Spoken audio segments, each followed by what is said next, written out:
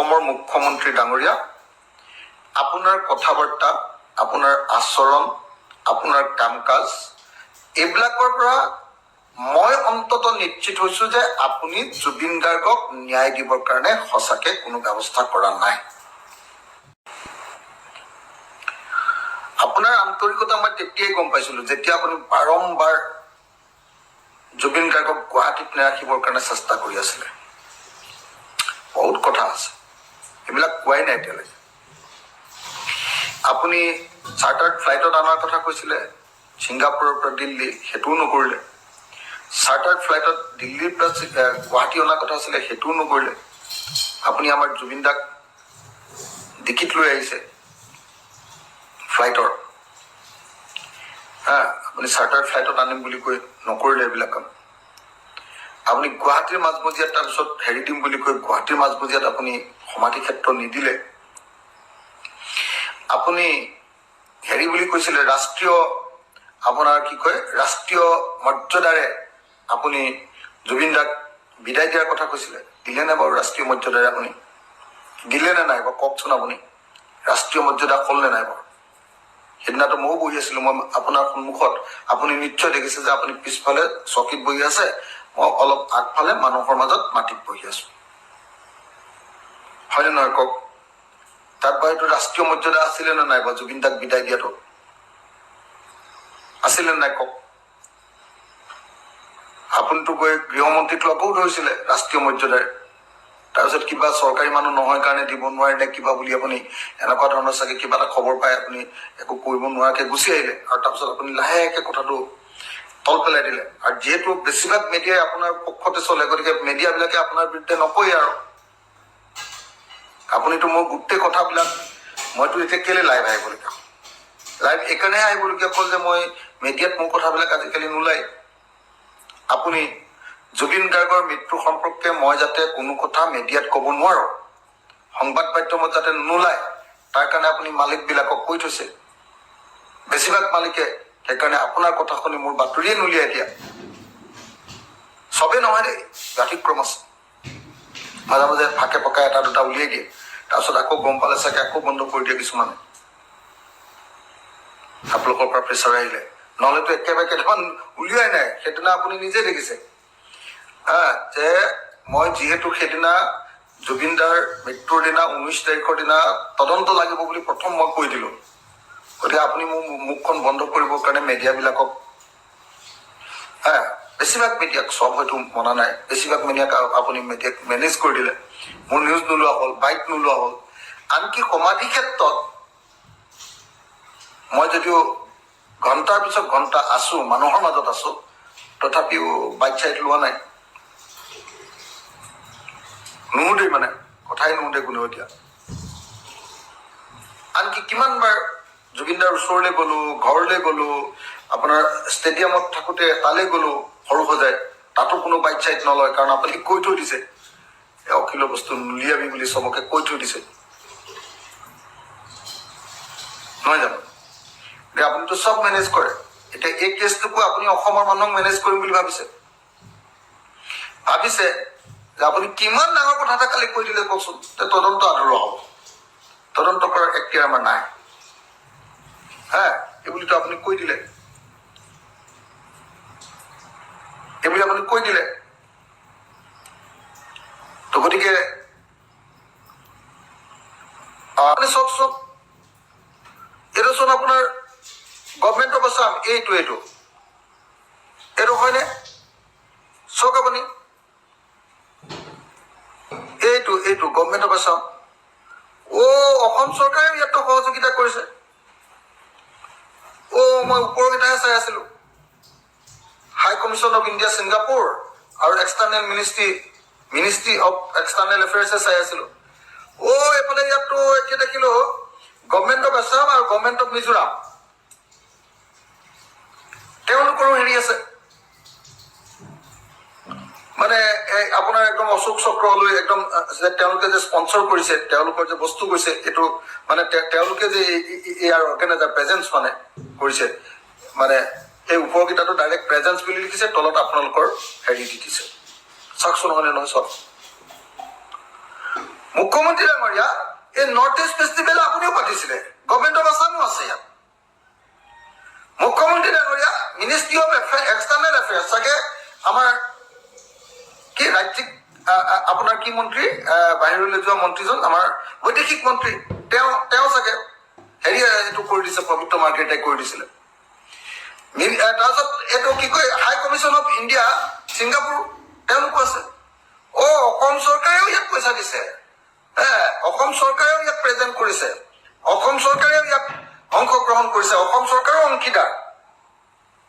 এতিয়া অসম চৰকাৰে আপোনালোকে পইচা দিছে, মিজোৰাম চৰকাৰে দিছে, তাৰপিছত এক্সটাৰ্নেল এফেয়াৰ্ছ মিনিষ্ট্ৰীয়ে দিছে ভাৰত চৰকাৰৰ, আকৌ হাই কমিশ্যন অফ ইণ্ডিয়া ছিংগাপুৰে দিছে, তেওঁলোকে প্ৰেজেন্স কৰিছে, গোটেই অনুষ্ঠানটোৱেই তেওঁলোকে আয়োজন কৰিছে বুলি দেখুৱাইছে।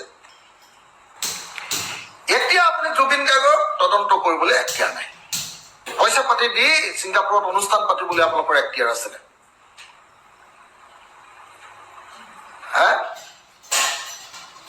ট্ৰেণ্ড MMSক আপুনি স্পন্সৰ কৰিবলৈ আপোনাৰ এখতিয়াৰ আছিলে ছিংগাপুৰত। কি নাম আপোনাৰ? কি মহন্ত এইটো আমাৰ কি শ্যামকানু মহন্তক আপুনি স্পন্সৰ কৰিবৰ কাৰণে তেওঁ অনুষ্ঠান পাতিবৰ কাৰণে আপোনাৰ এখতিয়াৰ আছিলে ছিংগাপুৰত। এতিয়া জুবিন দা ঢুকালে, জুবিন দা ঢুকোৱা ঠাইত গৈ প্লেচ অফ অকাৰেঞ্চ য'ত ঘটিছে তাত গৈ এনকুৱাৰী কৰিবলৈ, ঘটা ঠাইত থকা মানুহকেইটাক ধৰি আনিবৰ কাৰণে, তেওঁলোকক মাতি আনিবৰ কাৰণে আপোনাৰ এখতিয়াৰ নাই। কি ভয়ানক কথা ক'লে আপুনি। তেতিয়াই দেখিলো অসম চৰকাৰৰ তাত চিম্বল আছে, অসম চৰকাৰৰ চিম্বল আছে।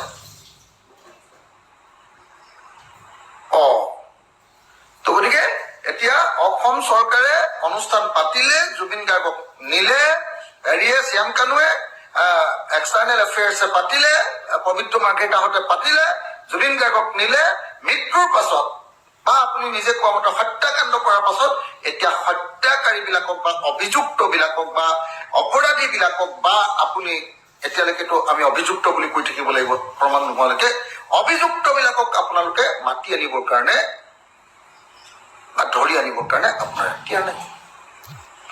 তেতিয়াহ'লে জুবিন গাৰ্গে ছিংগাপুৰত মানে এই ফৰ্মখন ফিল আপ কৰি ফ্ৰী ড্ৰাইভ কৰিছিলে নাই সেইটো চাবৰ কাৰণেও আপোনাৰ এখতিয়াৰ নাই। যিখন ইয়াত বা জাহাজ বুলিয়ে ক'লো আৰু, যিখন ইয়াতৰ পৰা জাপ মাৰিছিলে, যিখন ইয়াতত তেওঁলোকে ভাড়া লৈছিলে, সেইখনত গৈ এনকুৱাৰী কৰিবৰ কাৰণেও আপোনাৰ এখতিয়াৰ নাই। তাৰ যিজন পাইলট কি ক'ব আপোনাৰ কি বুলি কয় এজন কামাণ্ডাৰ কি কয় আপোনাৰ তেওঁকো আপুনি সোধাৰ এখতিয়াৰ নাই। তাৰ ফেচ তাৰ আপোনাৰ হেৰিটো চোৱাৰো আপোনাৰ এখতিয়াৰ নাই, CCTV কেমেৰাটো এখতিয়াৰ নাই। হোটেল যিখনত আছিলে তাত কিবা বিষ খাইছিলে নেকি তাকো চোৱাৰ আপোনাৰ এখতিয়াৰ নাই।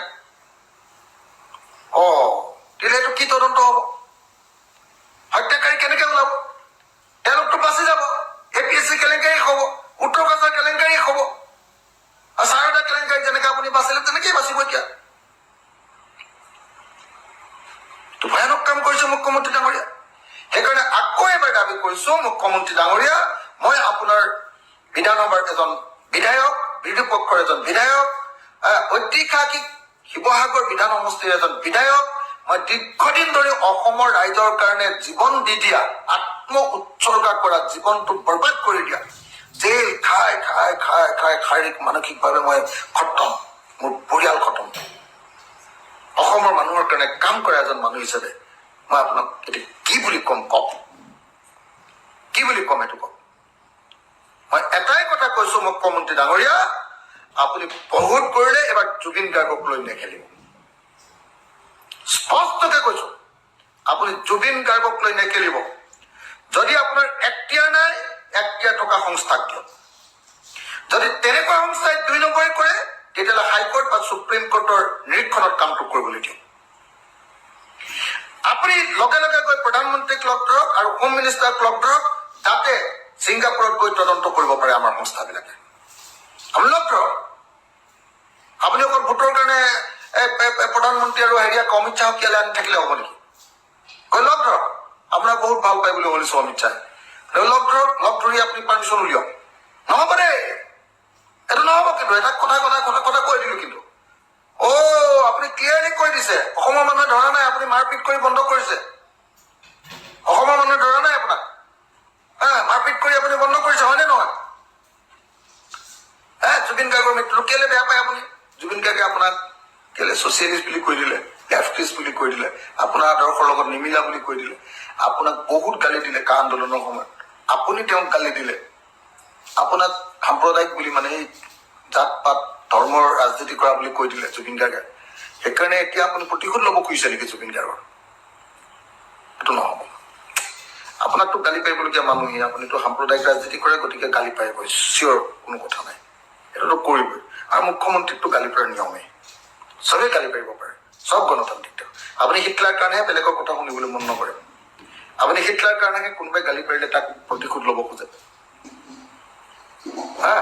সেইকাৰণে মই আকৌ এবাৰ দাবী উত্থাপন কৰিছো আকৌ যে গুৱাহাটী উচ্চ ন্যায়ালয়ৰ মুখ্য ন্যায়াধীশ বা সুপ্ৰিম কোৰ্টৰ তত্বাৱধানত নিৰীক্ষণত আমাৰ হিয়াৰ আমঠু জুবিন গাৰ্গৰ মৃত্যু বা হত্যাৰ তদন্ত কৰা হওক আৰু প্লেচ অফ অকাৰেঞ্চত যাব পৰা সংস্থা যেনেকে CBI আৰু লগত ইণ্টাৰপলৰ সহায় লগত ছিংগাপুৰৰ সহায় সকলোৰে সহায় লৈ আমাৰ তদন্ত পানী নসৰকা ধৰণে কৰি আমাক প্ৰকৃত দোষীসকলক উলিয়াই তেওঁলোকক ফাঁচি দিয়াৰ ব্যৱস্থা কৰিব লাগে আপুনি দুদিনমান ইলেকশ্যনলৈকে কিবা কিবি 290-390 কেছ দি ৰাখাই থলে অকল নহ'ব তাৰপিছত তেওঁলোকক উলিয়াই দি আপোনালোকৰ বিজেপিৰ পৰা ইলেকশ্যন খেলালে নহ'ব এইটো নহ'ব একদম স্পষ্টকে ক'লো আৰু এইটো যদি নুশুনে মই আচলতে এই 5 বছৰত আন্দোলন নকৰিবলৈ সিদ্ধান্ত লৈছো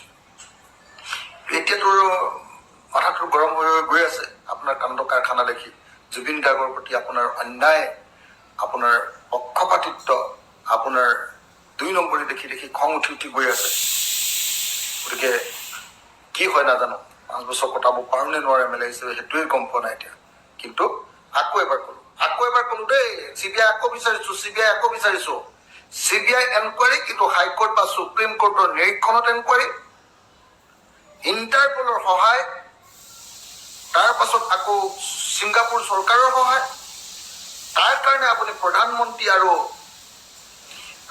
গৃহমন্ত্ৰীক লগ ধৰক আৰু এই যিকেইটা ডিপাৰ্টমেণ্ট এক্সটাৰ্নেল এফেয়াৰ্ছ আপুনি টকা দিছিলে অসম চৰকাৰ গতিকে আটাইবিলাকে এই তদন্ত পানী নহৰকা ধৰণে কৰি আমাৰ মৰমৰ শিল্পী অসমীয়া কালচাৰেল জগতৰ এজন জৈন সেই কাণ্ডাৰী এজনক মৃত্যুৰ ঘটনাটো আপুনি পানী নহৰকাকে তদন্ত কৰি আমাক ন্যায় দিব লাগিব ধন্যবাদ জয় অসম অসমবাসী ৰাইজ ধন্যবাদ জয় অসম কিন্তু অসমবাসী ৰাইজ আপোনালোকেও হিমন্ত বিশ্বৰ কথা তেনেকে চলাহী কথাত ভুল যোৱাটো ভুল হৈছে দেই বহুত মানুহ মই কমেণ্টত চাই আছো যে বহুতে হিমন্ত বিশ্ব শৰ্মাকো ছাপোৰ্ট দি আছে বহুত ভুল কৰিছে আপোনালোকে জুবিন গাৰ্গক ভাল পাওঁ বুলিও কয় আকৌ হিমন্তক আকৌ 290কো আপুনি ছাপোৰ্ট দি দিয়ে এইটো কি কথা আৰু আপোনালোকে যদি আন্দোলন নধৰে চৰকাৰক হেঁচা নিদিয়ে হিমন্ত বিশ্ব শৰ্মাৰ পৰা কেতিয়াও ভাল ৰিজাল্ট নাপায় মই আপোনাক কৈ দিলো দেই কেতিয়াও ভাল ৰিজাল্ট নাপায় মানুহ গণ্ডগোলীয়া আপোনালোকক সকলোকে অনুৰোধ কৰিছো আহক আমি সকলোৱে মিলি আমাৰ মৰমৰ শিল্পী জুবিন গাৰ্গ আমাৰ যুগৰ এজন মুখপাত্ৰ বুলি কলো আৰু গণকণ্ঠ তো জুবিন গাৰ্গক ন্যায় দিওঁ আহক justice for Zubeen Garg justice for Zubeen Zubeen গাৰ্গে ন্যায় পাব লাগিব